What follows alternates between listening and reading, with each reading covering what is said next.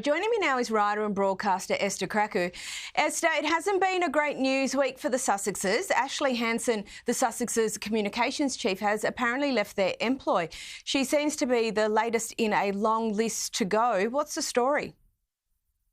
Yes, every time we hear of one of the Sussexes employees leaving, it's kind of like another one. I believe they're up to like 19 members of staff that have left since the Sussexes decided to break from the royal family. Ashley Hansen, though, is a bit of a unique case. Firstly, because she's lasted for 2 years with the Sussexes, and I suspect you can liken that to completing the 12 labours of Hercules. But also, she's not entirely left the employ of the Sussexes. She's going to create her own PR consulting firm, of which the Sussexes will still remain a client of hers. So Gate Strategy is still going to retain the Sussexes as one of her clients, and she's going to be managing some of Meghan's brands, including American Riviera Orchard, if it still even exists in that name or that form.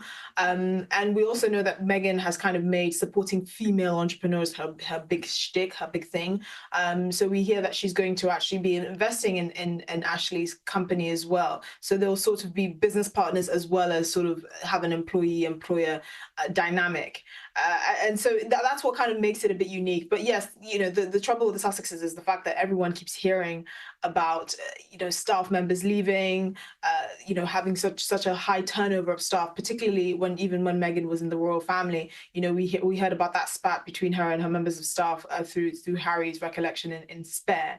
But the question is, will the Sussexes be able to settle into some sort of pattern? Will they get better at managing people and actually retaining staff? Ashley seems to be one of those few staff members that have actually stayed for longer, for a longer period, and has actually kind of remained quite faithful and loyal to them. We know that when there were rumors that Meghan was a difficult boss a few weeks ago, Ashley was one of the few people that came out and defended the Sussexes and said, when I had to take time off for medical reasons, I was inundated with roses and flowers and all of that. Now, does that make a good boss? I don't know. I suspect it's one of those things that I'm sure most employees would appreciate. But the day-to-day is also something that's quite important. And we're still hearing quite mixed reports about what it's like to work with the Sussexes, particularly Meghan. And it's not looking good at the moment. So let's see if they'll be able to turn things around. Now, another interesting story, this time regards a financial issue with the Sussexes Archie World Foundation. $4 million apparently unaccounted for on their latest tax return. Is this just an oversight? What's happened here? Yeah, so the Archie World Foundation received $6 million in donations over the last year, but they've only declared $2 million. The suspicion is that they will declare the other missing $4 million, because $4 million doesn't just go missing, in the next tax year.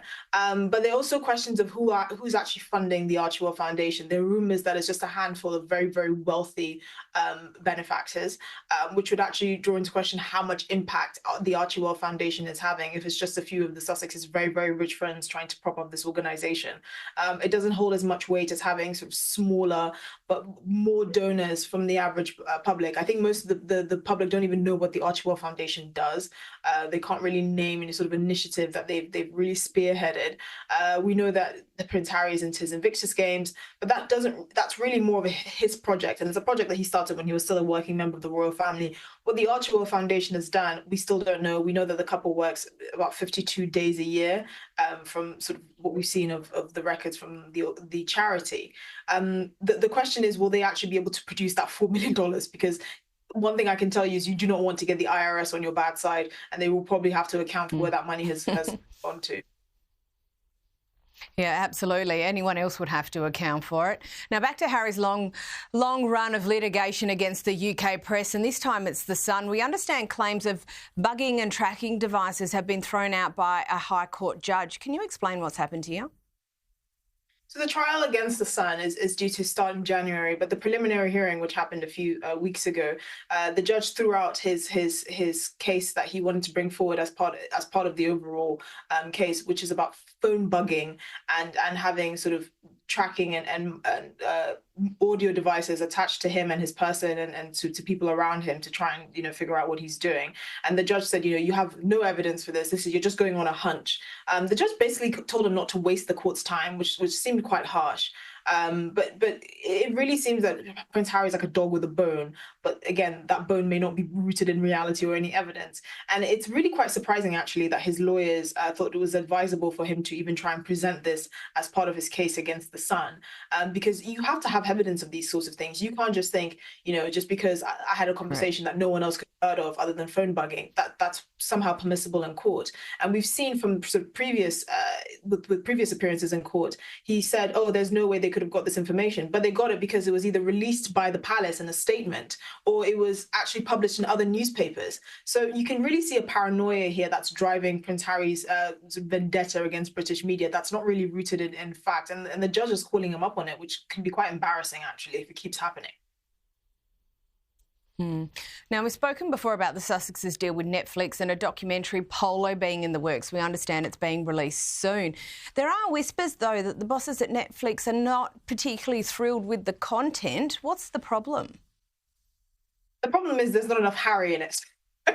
So I think Netflix were thinking that they were paying this couple this obscene amount of money to produce content based on them and their lives. But this is really just a documentary, a very vague documentary based on mainly the sport of polo. It actually features more his friend Nacho, the Argentinian professional polo player, than actually Prince Harry, who seems to be a big fan of it. Maybe they wanted to go down a professional route, so they didn't want to feature someone who only plays it for sport. We know that Prince Harry is not a professional polo player.